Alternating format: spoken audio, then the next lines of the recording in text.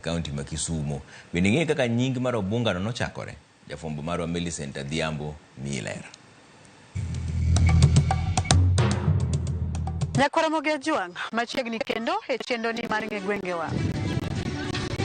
Kalapapla mar ng'egwenge kaunti ma Homa Bay e gweng' oduogo kodwa ke kaunti ma Kisumu kendo piyo kodwa e gweng' ma iluongo ni Obunga. Obunga en achiel kuom kuonde dak ma yuto ji ni piny ma yudore kaunti namba 42. To bende isepenjori gimomiyo inyalo chak kar dagni ni Obunga machiegni. Mana kaka pile Nyakwaramogi wawinja nena ni jogweng' to pachgi chalo nade e wi chakruok mar nying mar kar dagni ma iluongo ni Obunga. Ne nitie dhako moro. Dhako no ne mer kabisa. To ne en chi ng'ato ka. To chi ng'atno ema nodak kode. Koro dhako no iluongo ni Obunga. Kaka wang'iyo maber ni sama dala nitie kamoro, dala iluonga gi nying dhako. Kachako Obunga, kachako Ndele, kachako Ng'ane. Koro dhako no ema niluongo godo nyinge ka. Omiyo nochak kano Obunga nikech dhako no. 1901 kane igero reru kae ema ne reru ni obire gi ji. Emomiyo wan gi gimiluongo no luo reru. Koro luo reru ni kane ji obiro, kane ji biro gi ka, to reru no gike port. Koro ka reru no gike port ma Kisumo, koro ji nobiro ka to chako somo dak. Kane ji ochako somo dak ka, ne wan gi kanyakwar miluongo ni Nyakwar. So Nyakwar ni nowuok Alego Kogelo. Koro ywaruok nobet nikech koro jo Alego nobiro ka to gi jo Manyala ema ne jo Kanyakwar oduoko jo ji koni. So nying ni nobiro ka bang' joko osedaro gi koni ema ne joko chako gi ni jo Obunga. Ok ne ging'ere, koro gichalo settlers. Kaka nochakre nitie mama mane iluongo ni Obunga, but ng'eyo noa piny mane seche moko iwacho ne en nyaloka to waonge adiera nikech wayudo ka nying no nitie. Bang' winjo paro mopogore opogore kowuok kuom jodak otenore kod nying mar nonro mar kar dak ma Obunga, adier ni kanye? Nying mar Obunga to nobiro koluwo aora mar Obunga nikech yiende moko nuti kanyo. Koro wan kane wapenjo wuonewa to giwachonwa ni Obunga no, aora no, nitie yiende mane otiye emomiyo niluongo ni Obunga. Koro weche to osebedo mang'eny, jomoko wacho ni ne dhano, jomoko wacho, lakini kipenjo gini gi proof mano to ginya proof. Koro miyo wan kama nitie sani ni ji nobiro ka koluwo jo people manodak ka. Koro ji ne a kuonde mopogore opogore to gibiro ka. Koro ji manobiro kago ema oseloso population makoro ni ka sani.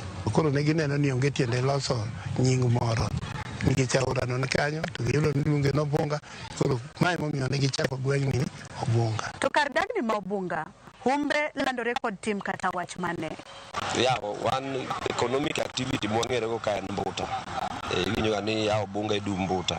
Another thing, okawa ni wan jogi kaji mere. So mano bende na economic activity mane itimre kae mong'ere. But now we are changing it. Obunga landre kabisa no Obunga okorach to iye to ber. Mane kako Obunga ng'ere. Kinde mane okorach to iye ber no ne inyuoko ng'e iye ka.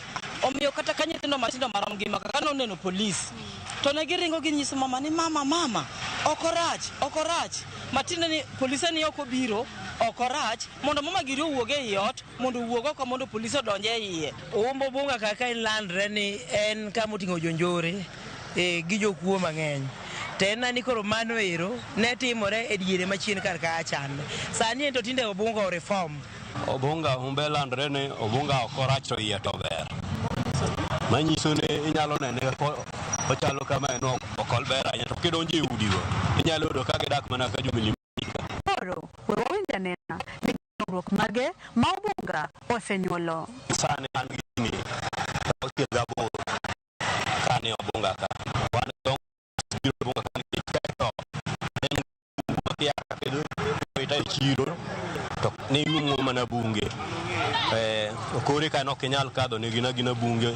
Koro sani to aneno ka piny olokore, dongruok nitiere. Sani kidonjo ka inyalo neno lam kichake junction ka nyaka kucho. Ute ma ne ongongore ka sani yudo ka gilokre. Wan nigi story building houses. Sani aparo wane mwane maber moingo kata jo USAID. Obunga dot ka dot nigi pi. Security lights nitie ka 90% mag gwenge moko to onge go. So wasebedo gi a lot of improvement, the drainages osebet moingo gwenge moko. Wan gi clinic manyocha koger ka gi county government. Wan gi Kudho Secondary School iluongo ni St. John Chrysostom. Mogik ma bende wi ok nyal wil go en Obunga Police Station ma be nokelnwa ka. Nyakwara Mogi, jogweng' osekwano dongruoge makar dagni ma Obunga osenyuolo. Koro wawinjane ni gin rem mage ma pod gin godo. Kadipo ni sirkal nyalo konyowa mondo mi ojende wagieki obed mentored enough ma miyo seche moko ginyalo neno gima ni mbele kacha ne kigine gima nitiere kar ka. Wadwaro ni sirkal mar government kaachiel gi sirkal maduong' otim manyal mondo mi nyithindo mang'eny oyud kaka nyalo dhi skul.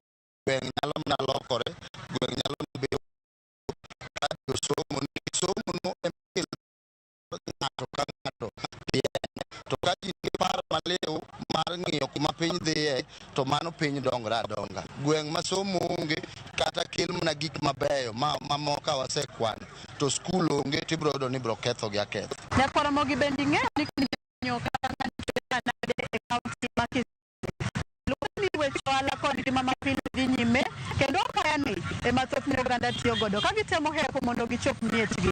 To ang'o miyo ma timore? Ilero e yo machalo kamae. Higni machiegni duto king'iyo 2007 Obunga was most affected. Ne ka ji kaka besa. Kichaki biro 2017 nochako goji kaka besa. Koro nyocho wacho ni 2022 to koro nyaka wachenje nikech kikalo ndara kata idonje i gweng'. Koro kani bayo tiagas ka nyithiwa ema ne hinyre. Koro we came up gi initiative ni wadwaro safe Obunga. Koro ka ji ng'anyo kaka to wanyiso jowa ni kar ng'anyo ka because Obunga to Kondele in 2 minutes. Koro wanyiso iga ni wa encourage iga ni de ung'anye gi Kondele. Kila at least duogi donj kuma very peaceful. Ka kae minyalo yude aidha tumari. Obunga nigi historia machon ne ka polis obiro mako mama ma jakong'o. To polis ne nang'a mimako machwadi ma go and polise manotiyo ka higa ma 70 nyaka 90 ka pod gi ngima ginyalo wacho. Koro kwadwa ni gino mondo ka ochako duog nikech en kido ma watemo mondo mi wagol. Mana kamano Nyakwara Mogi kama wachope no bende mwachope giko mar chendowa mar ng'e gwenge odiochieng' ma kawuono kamor nikech kawuono ing'eyo gimomiyo Obunga ong'ere kod nying mar okorach to iye ber. Kao kamano Nyakwara Mogi erokamano kuom bedo koda e chenro warom juma manyien kuma bro duogo kod nono mar gweng' machielo. Nyinga Millicent Adhiambo.